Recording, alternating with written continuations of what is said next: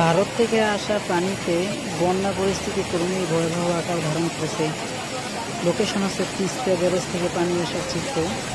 অন্যদিকে পাকিস্তান শত্রু রাষ্ট্র আমাদের দেশের পতাকা উড়াচ্ছে তাদের দেশে পক্ষান্তরে।